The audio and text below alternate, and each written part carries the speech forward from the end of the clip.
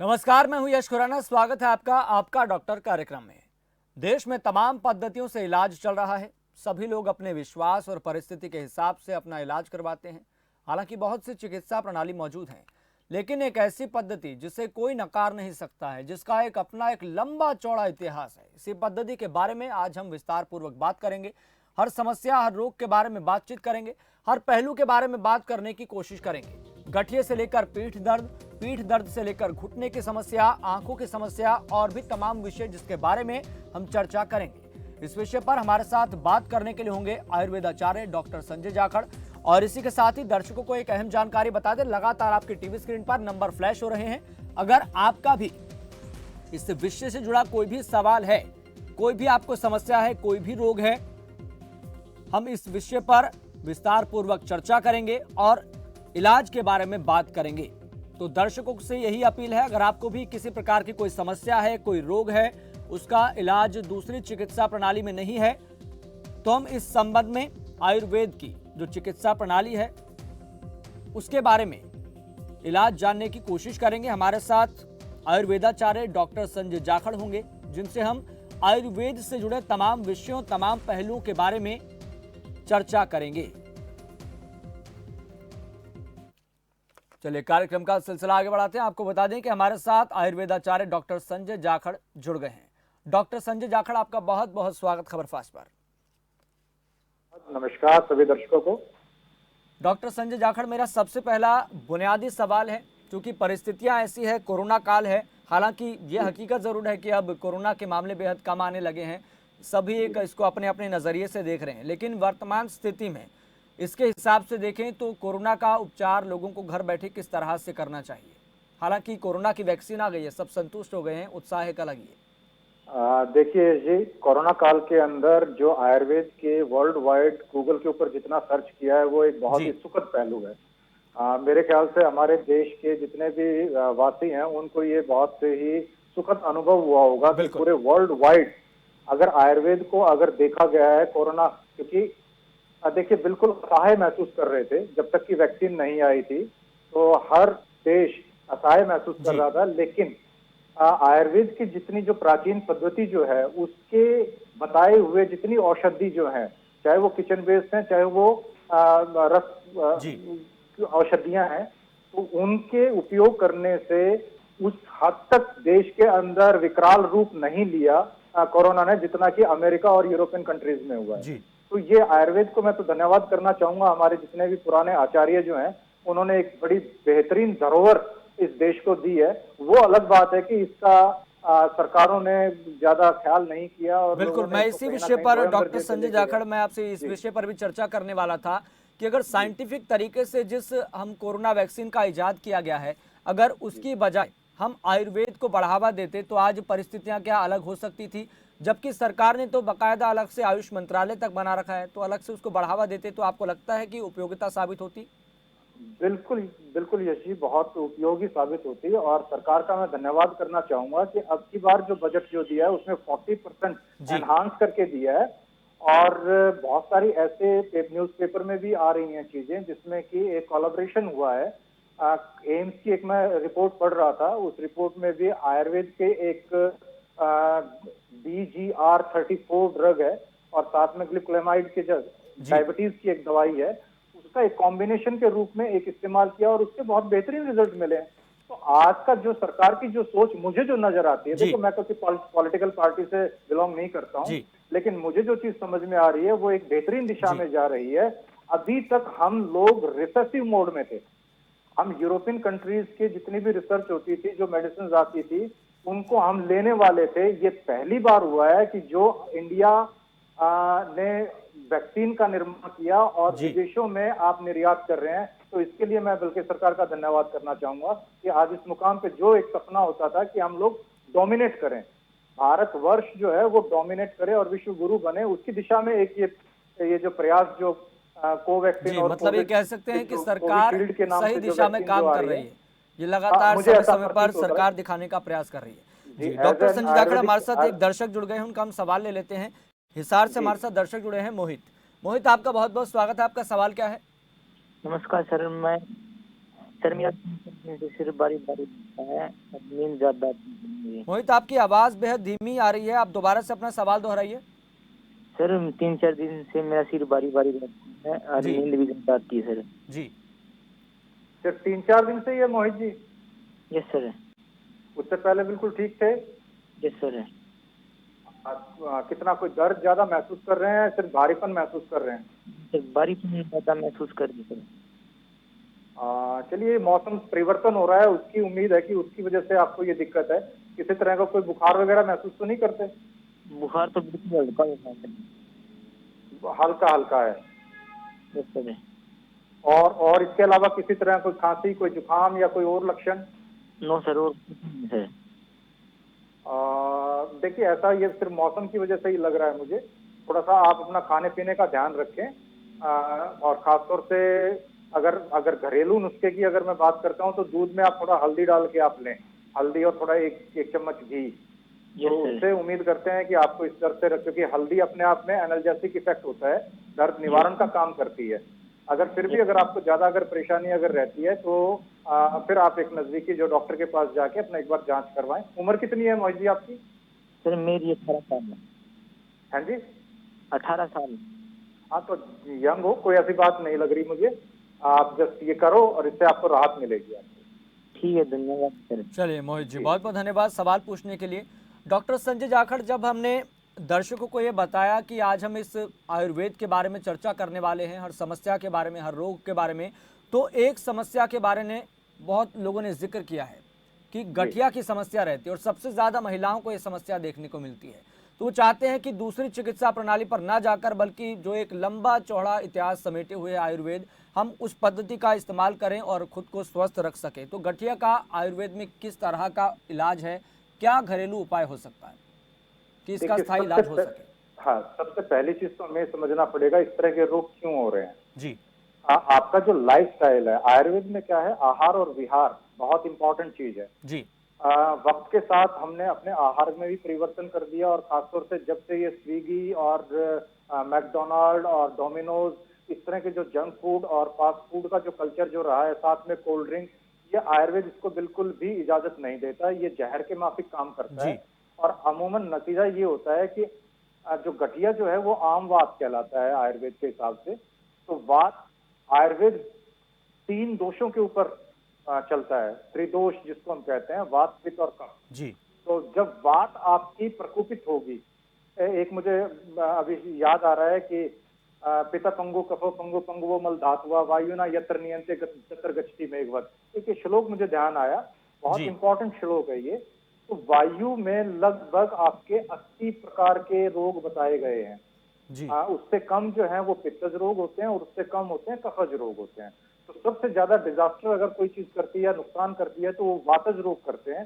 तो ये गठिया जो है एक तरह का वातज रोग ही होता है, जिसकी वजह से आपके जोड़ों में तकलीफ होना, जोड़ों में सोजिश होना, दर्द महसूस करना, बुखार महसूस करना, इसके अलावा फिर सोजिश होना। अगर ये टाइम से अगर इसका इलाज नहीं होता तो इसमें विकृति आनी शुरू हो जाती हैं, हड्डियां मुड़नी शुरू हो जाती हैं, उंगलियां मुड़नी शुरू हो जाती हैं, जोड़ों में टेढ़ापन आ जाता है। तो उसको रोकने के लिए हमें चीजों को समझना पड़ेगा एज अर्ली एज पॉसिबल। अगर हम प्रॉपर तरीके से अगर इलाज करवाते हैं तो इसका फायदा मिलेगा। अब आयुर्वेद में हम कर क्या सकते हैं? देखिए, आयुर्वेद में एक विधि है जिसको हम कहते हैं पंचकर्म, और पंचकर्म जो है उसमें आपका बहुत बेहतरीन रिजल्ट मिलते हैं। जी। तो नतीजा सिर्फ ये है कि जो एक्युमुलेट हुआ है, जो वायु की जो प्रकोप जो बना है, उसका शमन करना।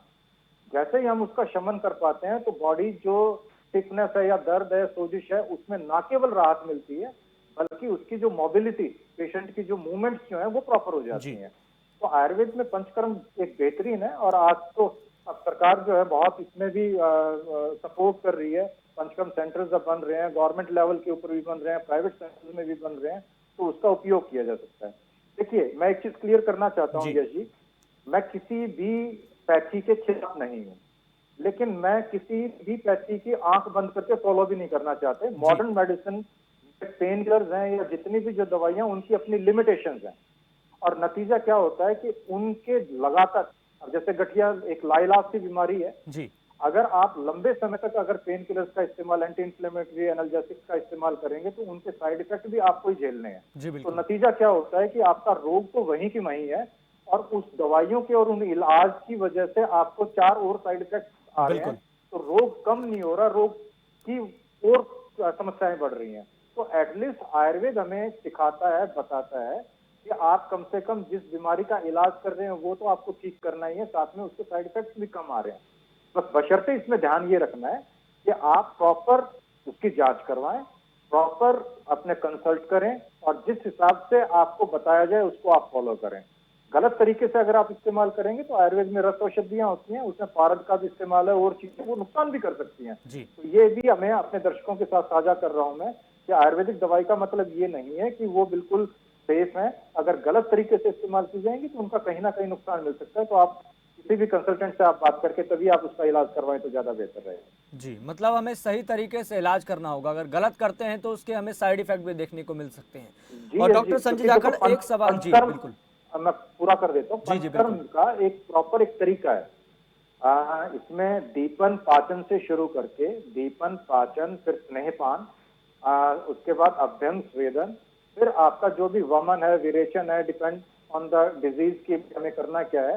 तो वो प्रॉपर एक 33 दिन का, 30 दिन का, 35 दिन का एक प्रॉपर एक प्रोसीजर है। तो जी जो अगर सही ढंग से अगर करेंगे, बस्ती है इसी में एक बहुत बेहतरीन रिजल्ट मिलते हैं उस चीज के भी। जी तो उनका अगर दर्शक अगर समझते हैं उन चीजों को और वो अगर अप्लाई करेंगे तो बहुत अच्छे रिजल्ट मिलते हैं जी। उनको। और डॉक्टर संजय जाखड़, एक सोशल मीडिया के जरिए एक दर्शक ने सवाल पूछा है, क्या आयुर्वेद के साइड इफेक्ट भी देखने को मिल सकते हैं? अगर सही भी करे तो प्रक्रिया का पालन करे पूरी तभी।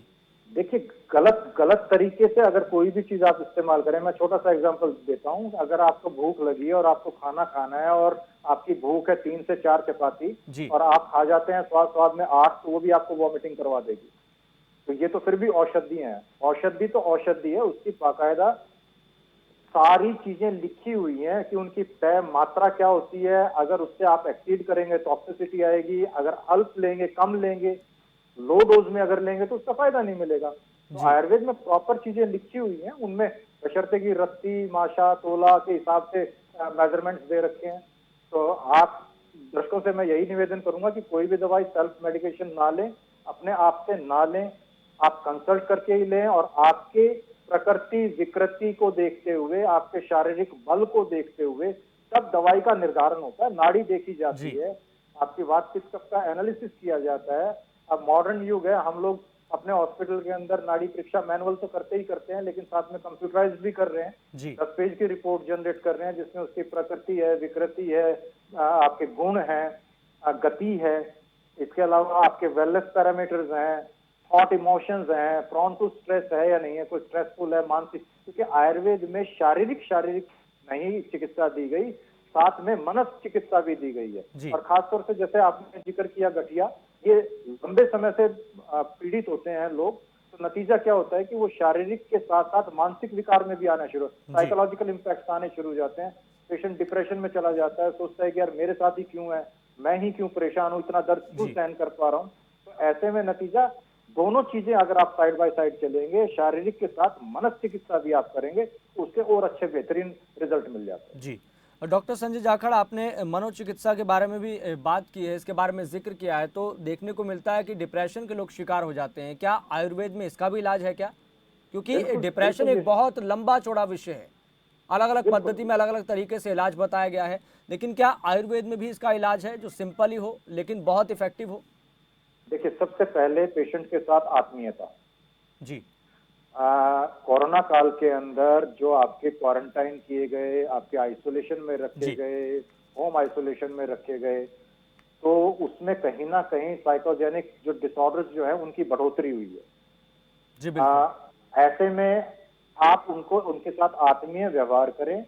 एक टच थेरेपी भी एक बहुत इंपॉर्टेंट पहलू है। आप किसी के साथ संवेदनाएं व्यक्त करते हुए स्पर्श अगर करते हैं तो उससे भी बहुत फर्क होता है। तो ये पार्ट है आपका योग मेडिटेशन का, जी तो वो बहुत इंपॉर्टेंट है। अब आते हैं हम आयुर्वेद के ऊपर। योग मेडिटेशन भी आयुर्वेद का ही हिस्सा जी है, लेकिन इसमें जैसे पंचकर्म मैंने अभी थोड़ी देर पहले ही आप लोगों के साथ साझा किया, जी इसी में शिरोधारा है। मेडिकेटेड ऑयल होते हैं जिसमें कि शिरोधारा की जाती है, जी। और साथ में आयुर्वेद में बहुत सारी ऐसी मेडिसिन हैं विदाउट एनी साइड इफेक्ट और विदाउट एनी एडिक्शन। देखिए, फिर कंपैरिजन तो हो रहा है, मॉडर्न मेडिसिन का भी हो रहा है, आयुर्वेद बिल्कुल। का भी हो रहा है। मॉडर्न मेडिसिन में जितनी भी मेडिसिन यूज की जाती हैं वो सारी सेडेटिव्स हैं, मैक्सिमम सेडेटिव्स हैं। और कुछ ऐसी दवाइयां हैं अल्प्राजोलम जैसी जो 15-20 दिन अगर खा ली उसके बाद छुड़वाएगा कौन, ये एक चैलेंज है। जी। ठीक है, लेकिन आयुर्वेद में ऐसा नहीं है। अगर आप पंचकर्म आहार विहार का ध्यान रखते हुए आप पंचकर्म का इस्तेमाल करते हैं, शिरोधारा, नस्य प्रतिमर्श नस्य है, धूम्रपान है, इस तरह चीजों का इस्तेमाल करते हैं। धूम्रपान का मतलब मैं स्मोकिंग की बात नहीं कर रहा हूँ, वो आयुर्वेदिक स्मोक होता है, जी। जो मेडिसिनल स्मोक होता है जो दिया जाता है। और इसके अलावा मेडिसिन का जो पार्ट है वो मेडिसिन अगर आप देते हैं तो नतीजन इनके भी बड़े उत्साहवर्धक इलाज हैं, और बगैर किसी एडिक्शन के आप 2 महीने, 3 महीने, 4 महीने, 6 महीने भी अगर मेडिसिन देते हो और विड्रॉ करते हैं तो किसी तरह के विड्रॉल इफेक्ट नहीं आते, कोई नुकसान नहीं आता। तो आप इस चीज को ट्राई कर सकते हैं। जी। और यहाँ पर देखा जाता है कि महिलाओं में घुटने की दर्द की समस्या देखने को मिलती है, घुटने जाम हो जाते हैं। क्या इस दर्द से, इस समस्या से छुटकारा मिल सकता है? कोई घर में ही जी, मतलब कोई ऐसा इलाज करें? देखिए घर में भी इलाज करें लेकिन कंडीशन देखनी पड़ती है। देखिए महिलाओं में ऑस्टियोपोरोसिस के बहुत ज्यादा चांसेस बढ़ जाते हैं, जी। जिसमें हड्डियों की भंगुरता होती है। जी। उम्र के साथ जो बोन डेंसिटी टेस्ट होता है इसका, इस मॉडर्न मेडिसिन के अंदर, तो जब आपका किसी भी तरीके से भंगुरता आती है तब कमजोरी आती है, या ऑस्टियोआर्थराइटिक चेंजेस आने शुरू हो जाते हैं, हड्डी बढ़ना जिसको हम कहते हैं। जी। तो जब वो आपस में टकराती हैं तो उससे क्या है, एनर्जी रिलीज होती है, घर्षण पैदा होता है, और नतीजा जॉइंट कैप्सूल के अंदर स्वेलिंग, इन्फ्लेमेशन आके और पेन बढ़ना शुरू हो जाता है। तो इसके लिए अगर आपको, देखिए आयुर्वेद में एक बहुत बेहतरीन श्लोक है, जी। स्वास्थ्य स्वास्थ्य रक्षणम आतुरस्य च विकार प्रशमनम च, और उसका मतलब सिर्फ ये है कि आदमी के स्वास्थ्य की रक्षा करना। कोई आदमी अगर बीमार ही ना हो तो इससे बेहतरीन विकल्प हो नहीं सकता। बीमार होने के बाद तो फिर मजबूरी है कि चलो दवाइयां देनी है, जी। आपकी सर्जरी करवानी है, जो भी चीजें करनी है वो तो आप ट्रीट कर रहे हो बीमारी को। लेकिन क्या हम ऐसा कुछ नहीं कर सकते कि जिससे कि कम से कम बीमारियां हो? तो कम से कम बीमारी के लिए हमें ध्यान फिर वही रखना पड़ेगा, आपको अपने आहार के प्रति सचेत रहना पड़ेगा, आपका लाइफस्टाइल की तरफ आपको ध्यान देना पड़ेगा, रेगुलर आप अपने योग, प्राणायाम, मेडिटेशन आप जरूर करते रहें। जी। इसके अलावा अगर इन चीजों का आप ध्यान रखते हैं तो आप इन बीमारियों को ना केवल रोक पाएंगे, बल्कि अगर हल्की माइल्ड जो केसेस जो हैं उनमें आपको मेडिसिन की भी जरूरत नहीं पड़ेगी, ऐसा जी। मेरा मानना है। जी। डॉक्टर संजय जाखड़, इस बीच हमारे साथ एक दर्शक जुड़ गए हैं, आशीष शर्मा। आशीष शर्मा, आपका बहुत बहुत स्वागत है। आपका सवाल क्या है? Sir, hello. जी आशीष, हम हेलो। आपकी हाँ आवाज़ जी। सुन पा रहे हैं, आप सवाल हाँ पूछिए। जी सर, ये एक आपका जो चैनल है बहुत अच्छा काम कर रहा है डायरेक्ट डॉक्टर से बात करवाने का। जी। सर मुझे कुछ दिन पहले साइनस हुआ। जी। साइनस से क्या हुआ, जो मेरी आई है ना, आई यील्ड, वो क्या है, डाउन आ गई। जी। उसका क्या आयुर्वेदिक में क्या है सर? मेरे एक नहीं, तरह और से क्लोज सिम्टम्स होगी। और लक्षण बताएं सर आप, क्योंकि आयुर्वेद में तो मुझे तो वात पित्त के बारे में देखना है। सर मैंने आपको ना कुछ ये जुकाम वगैरह या मेरे नाक में ऐसा लगता था जैसे मुझे फुंसी हुई है। कहाँ? हाँ जी। नहीं, साइनस साइनस दो तरीके है ना, तो हाँ जी आप सर। किसी जुकाम, खांसी, जुकाम, उसको भी साइनसाइटिस कहा जाता है। जी उस चीज के आशीष, बारे में आप जो जिक्र कर रहे हैं आपको तो, जो मूल और समस्या है उसके साइनोनाइडल बारे में साइनस आप की बात कर विस्तार रहे से हैं। बताइए। सर मेरा जो आई यील्ड है ना वो डाउन पर्दा एक तरह से आंख का गिर गया। जी। Okay okay okay okay. आई देखिए इसमें आई वाले क्या कह रहे हैं, उनको अगर कंसल्ट किया तो आपने? आई वर्जन ठीक है, और मैंने MRI भी कराई, यही चीज है, साइनस की वजह से हुआ ये। चलो, साइनस की वजह से हुआ है। आपका उम्र कितनी है सर? 55। 55। देखिए इसमें एक बार मैं चाहूंगा कि आप अपनी नाड़ी परीक्षा जरूर करवाएं, क्योंकि अमूमन ये कफज विकृति होती हैं, और इसमें कंसल्ट आप करेंगे तो श्वेतोप्लादी चूर्ण है, अभ्रक भस्म है, गोदंती भस्म है, इनका काफी अच्छा इस्तेमाल हो सकता है साइनसाइटिस के अंदर। लेकिन हाँ, ये मेरी मैं ले राय रहा हूँ सिर्फ सर। यही, आप ले रहे हैं तो बहुत बेहतरीन है। ये रेगुलर आप लेते रहें, शहद के साथ लें आप, और साथ में स्टीम आप लें। देखिए नेजल ड्रॉप्स में हम डाल सकते हैं, अणु तेल का इस्तेमाल कर सकते हैं, षडबिंदु तेल का इस्तेमाल कर सकते हैं। लेकिन स्टीम बहुत इंपॉर्टेंट है। जितने भी ब्लॉक जो होते हैं आपके साइनसिस के अंदर, जो एक्यूमुलेशन होता है फ्लूइड का, तो स्टीम लेने से क्या होता है कि आपको गर्माहट मिली और लिक्विफाई होता है, और लिक्विफाई होने से आप उसको स्नीज आउट कर सकते हैं। और साथ में आप आंख के लिए जो आपने बताया, वो एक बार आप जरूर आप आयुर्वेदिक डॉक्टर से आप चेक करवाएं, क्योंकि अक्षितर्पण एक विधि है जिसका हम इस्तेमाल कर सकते हैं इस चीज के लिए। लेकिन वो विदाउट कंसल्टेशन मैं आपको कह नहीं पाऊंगा कि आपको करवानी चाहिए नहीं करवानी चाहिए, क्योंकि गलत कोई मैसेज जाए तो वो अच्छी बात नहीं है। तो अक्षितर्पण है, उसका इस्तेमाल हम लोग करते हैं। कुछ मेडिसिन आती हैं बहुत बेहतरीन है, उनके भी अच्छे रिजल्ट मिलते हैं, वो उनका आप इस्तेमाल कर सकते हैं। ये पर्दा जैसे मैंने बताया था, वो भी आप इस्तेमाल कर ठीक होगा। क्या कह रहे हैं सर? हेलो। चलिए आशीष, बहुत बहुत धन्यवाद सवाल पूछने के लिए। एक और दर्शक हमारे साथ जुड़ गए हैं, बलराम पानीपत से। बलराम, आपका बहुत बहुत स्वागत है। आपका सवाल क्या है? जी धन्यवाद सर। जी सर मेरे को सर पिछले 1 साल से ना नाक में खुजली सी होती है और जुकाम रहता है सर। जी जी कोई टाइम फिक्स है या 24 घंटे आपको परेशानी रहती है? सर ये परेशानी ना मोस्टली सुबह के टाइम होती है। जी जी। और कितने टाइम से दिक्कत चल रही है जी आपको? ये सर पिछले 1-1.5 साल से। 1-1.5 साल से किसी तरह के टेस्ट वगैरह करवाए हैं आपने? हाँ सर, टेस्ट वगैरह मैंने, ये जो ENT स्पेशलिस्ट होते हैं इनसे सर मैंने दवाइयाँ भी वगैरह भी 3-4 महीने का कोर्स जो होता है वो लिया है, उससे इलाज नहीं हुआ। जी जी। छींके कितनी आती हैं सर?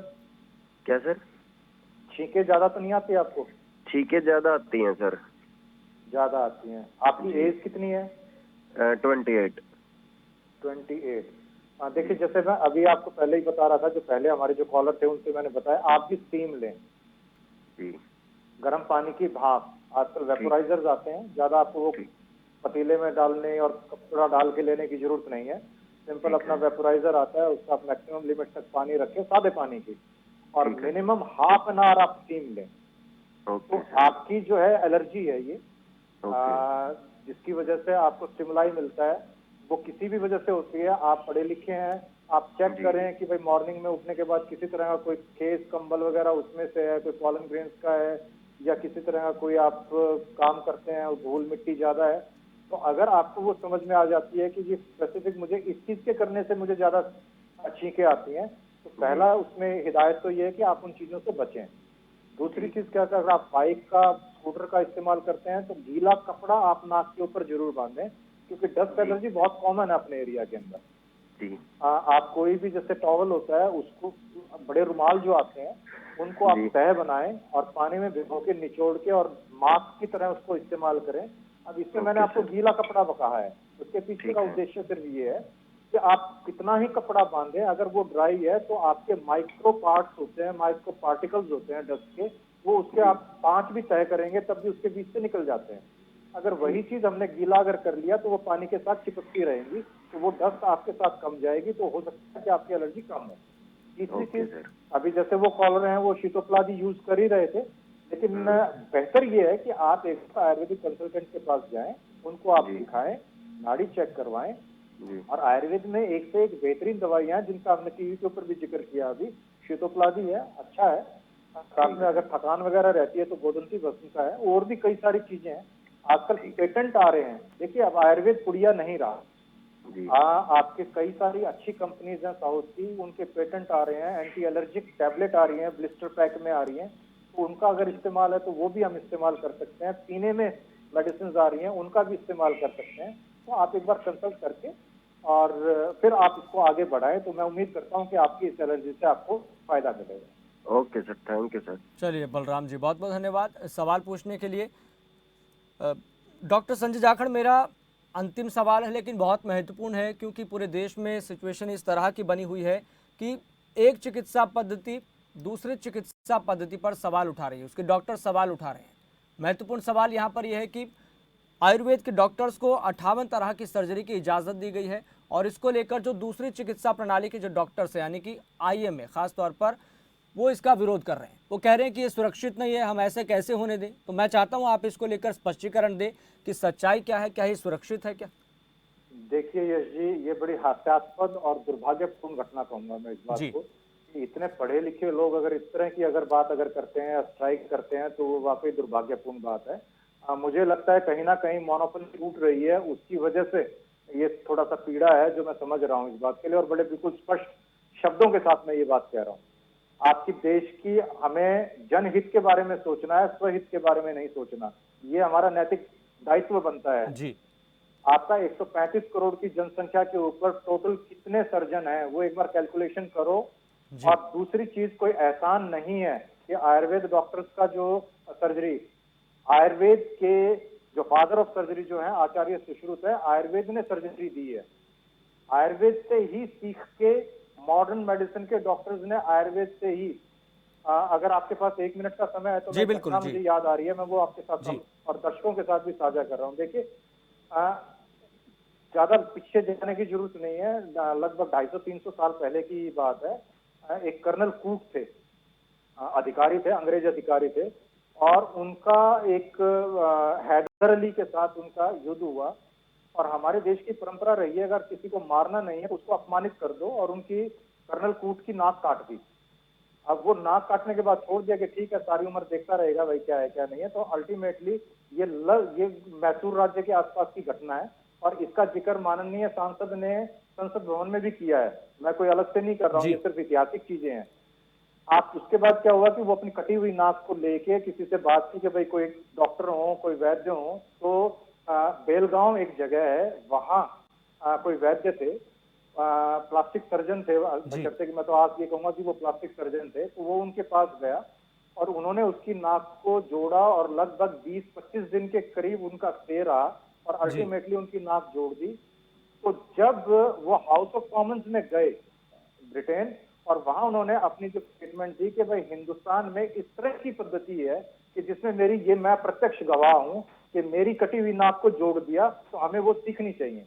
जी। और वहां से फिर 10-15 डॉक्टर्स का एक डेलीगेशन आया जो वहां पहुंचे, और उन्होंने वो चीजें सीखी। और उसके बाद कितना बड़ा दुर्भाग्य है देश के साथ, कितना बड़ा छल है कि आपका जब अगर 1881 के अंदर जब सेंसस और जब सर्वे हुआ, तो उस तरह की जो जातियां जो थी जिन्होंने जो प्लास्टिक सर्जरी का जो काम करते थे, उनको अवैध, ना केवल अवैध घोषित किया, उनके सेंटर्स को अवैध घोषित किया, और वहां से फिर ये दोबारा से मॉडर्न मेडिसिन के रूप में, सर्जरी के रूप में आई।